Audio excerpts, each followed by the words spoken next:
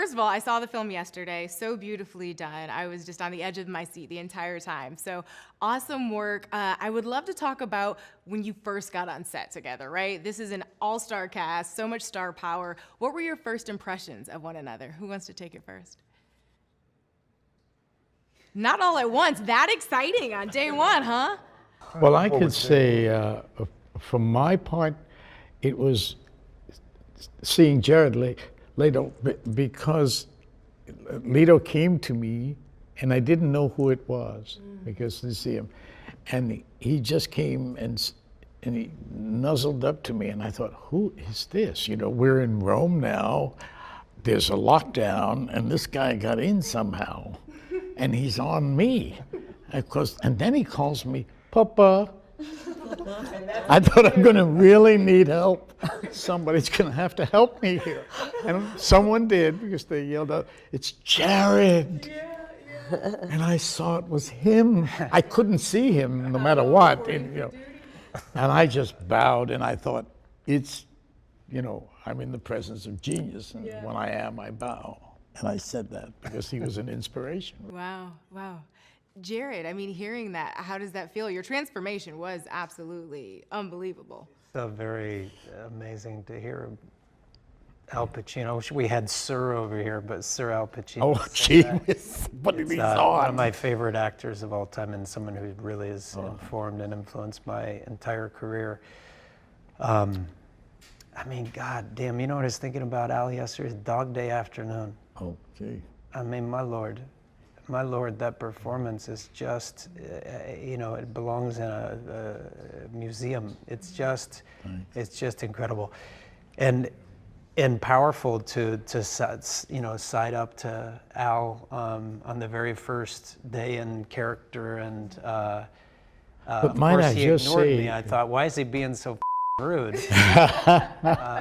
But he just didn't know who I was. Well, when the remarkable thing about what he does is that with all that stuff, the human being, right, comes out. The human being of who that character is that he's playing is completely, it's not covered up by prosthetics, it's enhanced by it, which is rare, I tell you. Yes, and I had an interesting experience because I was starstruck by Gaga because on the phone. Even on the phone. On the phone. Just heard the voice, that's all it took. So smart. She was so impressive, so warm, so smart on the phone. She knew so much about the characters. She did the homework for me. I mean, she was an encyclopedia. So interesting. And talk a lot because girl, let me tell you, we can talk. What were we talking about? Did the girl talk? But the thing is, when we went to set, it was kind of beautiful because we hadn't actually met in person. We were both in character. We were on the set. We kind of looked at each other and just did kind of just a look or a nod where we said, I love you. I'm so excited to be with you, but we're here to work. No, but we didn't went like, hi, Arden. No, none of that stuff. But that one look. Pacino would never do that. No, I know. And to your point, Gaga, you talked about the fact that you essentially lived as Patrizia for the entire time of filming, and even the psychological difficulties that came with that. Can you share more about your process, that method approach to the role? You know, I think everybody has their own method. I don't like to say method acting. I think is subjective to who you are. I've studied Lee Strasberg technique. I've studied Stanislavski, which was also what Lee Strasberg was derived from. A big fan of Susan Batson and the Actors Studio.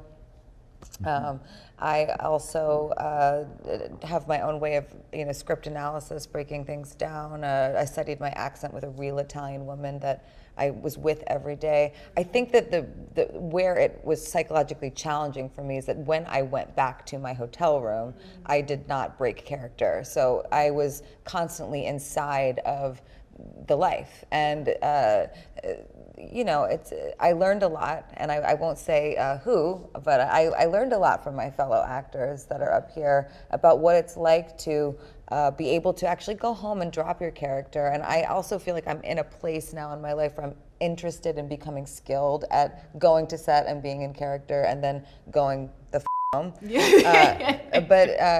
know, just to talk about, like, you know, the first days of filming. I mean, our first day filming was you know, I was, you know, encountering the person that Maurizio was, like, potentially, she was worried that someone was cheating with him, and then, like, I'm leaving the house, and I remember there was a second scene together, and I was screaming and crying, and, you know, hitting a Bentley with my purse, and I just remember seeing Adam after, and he goes, "That was pretty good," and but, you know, also awkward, because when the first time I ever saw him, I was in full accent, and I was standing on my tippy toes because he's quite tall. Yeah. And I was, you know, really trying to bond with actors, and in a lot of ways, I do feel like an actor, but I do also feel intimidated. This is like, everybody here's done a lot of movies, and I've been on a lot of stages, and I've performed a lot, but I've not been in a lot of films. So I'm really humbled by this experience, and I have to hand it to Ridley.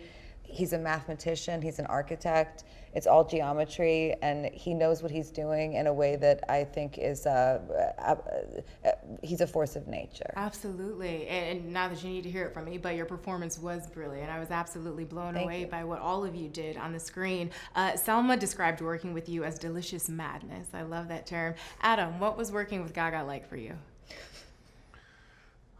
Wow, that's really hard to. I mean, it is great. All the, you know, It was horrible.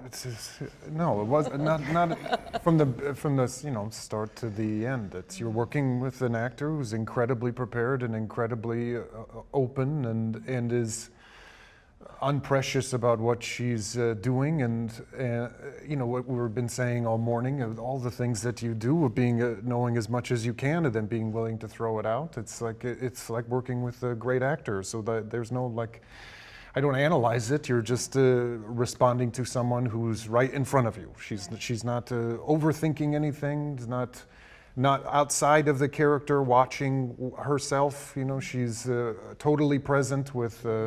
Where you go, and not trying to say that I've done this, so I'm trying to push the movie or the character a certain way. She's responding, you know, what it's like working with great actors. You know, and I'd say that about. I mean, we didn't work together, but I'm assuming it's the same with everyone. What we were talking, I don't remember the first days of shooting. I just don't technically remember what the scene was, but I think everyone was kind of doing that. It was a mutual admiration society, and everyone had a different way of doing it, and.